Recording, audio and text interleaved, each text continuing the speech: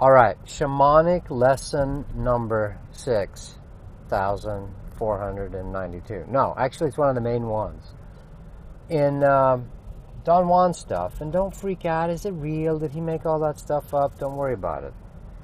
You know, take the message. Don't worry about if the thing. You know, we get so pedantic. Pedantic word, myopic, meaning small-sided, detail fixated. Take the lesson for yourself. Nice houses around here. Shamanic lesson number 6. Learning to become inaccessible. Learning to become inaccessible. Being too available, the world will eat you. Being too available, the world will eat you. Over-hearting, bleeding heart. Oh, can I help you with that? I want to be a good person.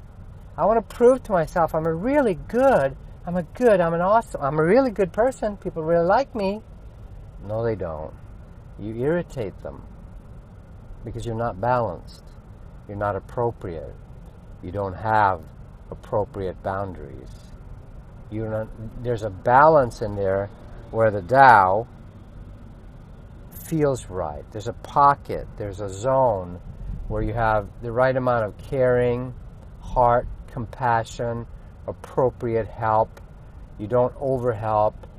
You don't neglect your own life in favor of always, I want to serve others, I want to serve others, I want to serve others. Yes, love all, serve all. I met that guy. I met Isaac Tigret, who started the Hard Rock Cafes 25, 30 years ago. I met him.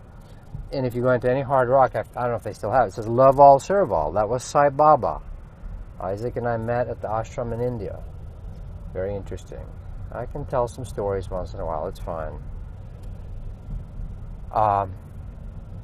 Ego needs to take its rightful place. So the right level of sharing, of being accessible, that's where it feels good. It clicks into the pockets. Like, yeah, that felt really nice to tip that waitress $100.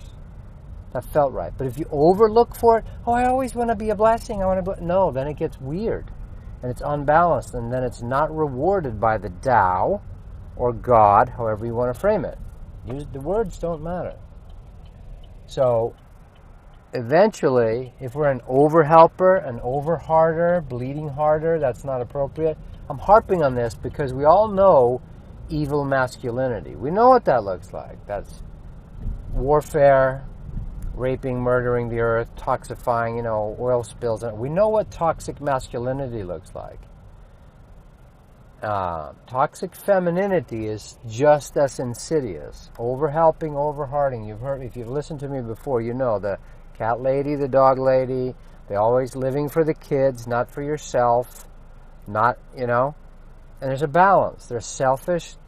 Hi, my name's Tiffany. I'm totally into myself. Look at my plastic tits. Yes, that's not healthy, obviously, femininity, right?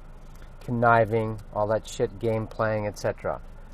But over-hearting mother needs to step up. If we're going to keep talking about Mother Earth, I just did 5 ayahuasca ceremonies and 1 Wachuma ceremony the last week down in Peru. Mother needs to find her balanced place. Mother over-helping is, in a way, almost more toxic than father toxicity, because it masquerades as help.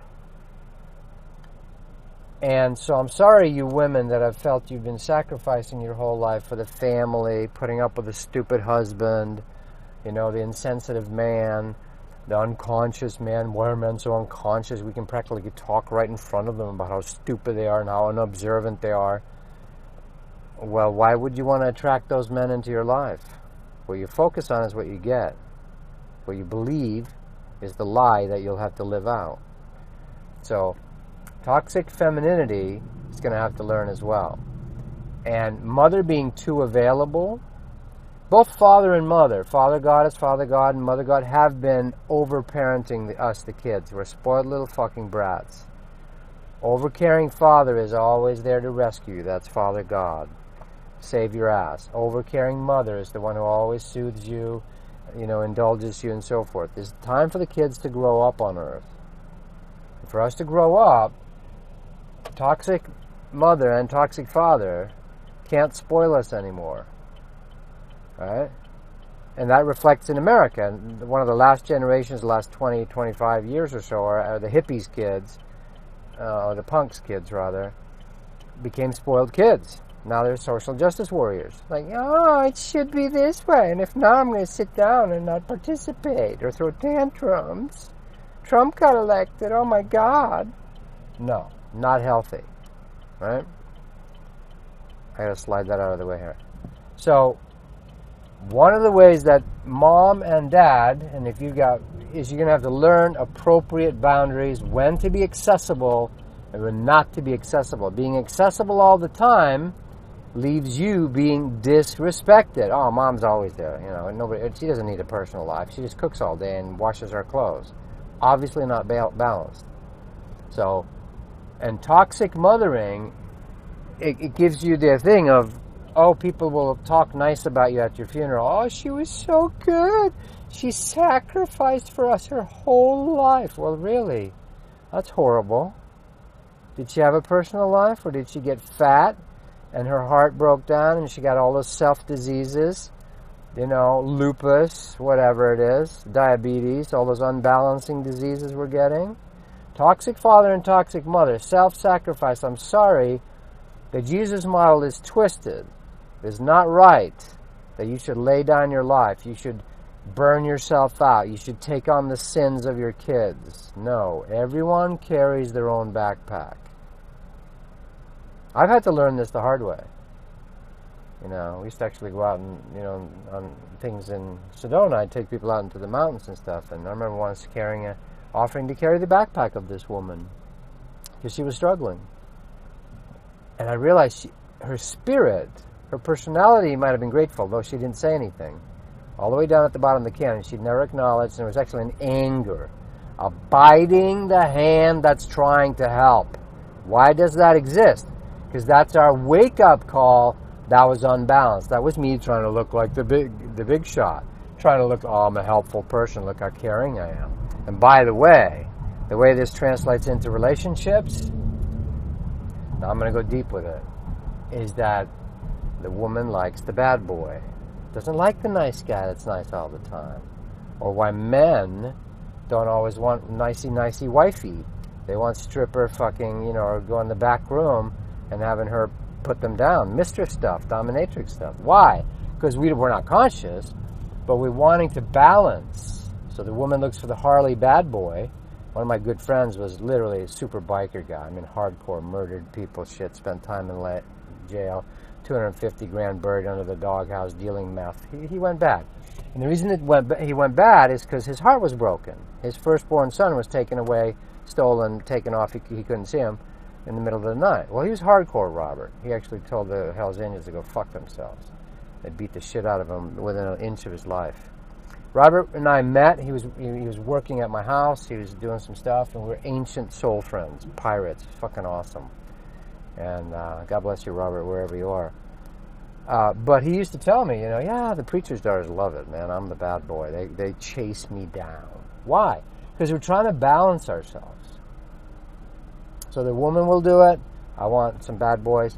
The too nice a guy, part of him wants to, you know, strip club stuff, and why you get strange balancing sexual stuff. Like recently was talking about, you know, perhaps Trump's predilections for certain sex things, you know, golden showers. Why? Why do super powerful people often want to be being dominated during sex? Because the soul is trying to balance itself. I'm in charge all day long. I just want someone to dominate and control me at night. Very normal. But it doesn't heal. It does not heal unless you can consciously hold both polarities. So, too good is no good. Being too available, too helpful all the time is not real. It's a fake syrupy persona. So learning when to be accessible to the world and when not to be accessible to the world is very, very, very, very... You have to do it. There's no way around it. So, too good is no good. And toxic mothering is going to rise to the surface. We're going to start seeing that she was actually avoiding creating her own life, having to deal with her own issues with dad or grandpa or husband, because she could focus on the kids. Again, you've heard me say it, add a little Satan to mother, you get smother. Munchausen syndrome is an actual medical condition where women will smother their own babies so they stop breathing, so all the alarms go off. Look it up. Munchausen, named after Baron von Munchausen, which was these fantastical stories that were obviously total lies, pathological liars. So it's named after that. Where mothers will literally smother their own babies to get attention. The ego does the most twisted things you can imagine. Can you imagine smothering your own baby? Look it up. Munchausen. Munchausen, named after Baron von Munchausen. Stories I read as a child. Education is sometimes helpful. All right. So, learning when to be accessible. Make your intention for, show me the pocket, the zone God, where you operate, where there's healthy parenting.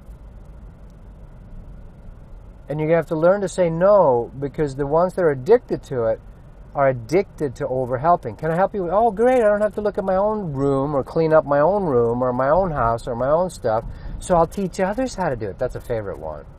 I'll teach others how to do it. Now, they happen concurrently. Don't judge yourself. You can't, if you're teaching, I'm not perfect. I'm stuff I'm still learning. I'm learning the very thing I'm talking about right now. I'm learning it at another level. Oh, I was going to tell this, and then we're done. So at ayahuasca, one night, the third ceremony. Now, when I have a group there, I'm usually very available. I'm too available. This time, Aya told me ahead of time. She said, Tobias, I want to work on you some personal stuff. And so I said, I can hand this over to Aminta. We have 3 shamans, Christian, Julian, that can be there available for the people all the time, kind of. So I had to, in the way I had to practice and learn, I had to say no 3 times to people walking up to me. Thanks for giving me that opportunity. You know who you are if you see this. And I would literally have to go politely. You don't have to be nasty about it. I'd say, they'd say, can I talk to you for a minute? And I just kind of with my body language, and they go, okay, very polite, because spiritual people tend to be, we're polite, we're nice, we're respectful, we have respect of each other's boundaries and hearts. And it worked out, because I talked to them later. But I had to go through the test. That's the laboratory test. You cannot just get the concept. You have to live it out, an act of contrition, an act of doing it. When you do it in the flesh, in the manifestation, that shows to the universe and yourself you've mastered that particular dysfunction lesson in your life. And before the third ceremony of Aya, and I'm always you're always nervous. The body's a little nervous because it knows what's coming, and your psyche too. And I got angry, adamancy, like an anger, a righteous, strong, balanced anger, though.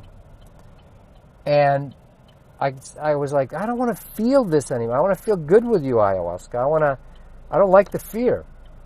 And it came up for the whole group, like there's usually themes, or not the whole group, but about half or a third of the group. There's usually a common theme that we're all being taught. And it was about no, learning to say no. Get a t-shirt that says, what part of no don't you understand? Without boundaries, toxic mother cannot heal herself. She needs boundaries. Not right now, honey. Byron Katie talks about this very thing, says it very sweetly. I'd love to do that, but I'm getting a no right now. Very sweetly. You don't have to be an asshole. You don't have to be a bitch about it. But you have to learn the lesson about when your energies are to be available with people and when they're not. There's no way around this lesson. Shamanic lesson number 6. Knowing when to be accessible and when to be inaccessible. And you will invariably notice when you learn to say no, let's say you have the wound of I need to be a people pleaser, a dolly doormat. Wow. It took care of itself, or someone else stepped in to help. God yelled in my ear one day down the freeway. I used to pick up hitchhikers because I want to be a good person. I want to help everybody. And one day he said, don't pick them up. Don't worry about them. Don't you think, Tobias, with the 10,000 cars that are going to go through here the next 2.5 hours, I could find someone to help them? You're not the only one that can help and rescue and save and assist people. Don't do it out of a program. Do it truly with a glad heart. Here's a how half-truths work. So somewhere in the Bible will say, serve the Lord with a glad heart. So then people misinterpret that and think, I have to be happy about doing something I really don't want to do. And they push themselves, they pressure themselves to do things that they don't really want to do. And they're doing it out of guilt and shouldism. That's poisonous giving. So the very thing you're trying to avoid, so this is how the ego takes things and half-twists them, or it makes half-truths out of them. You're doing poison giving.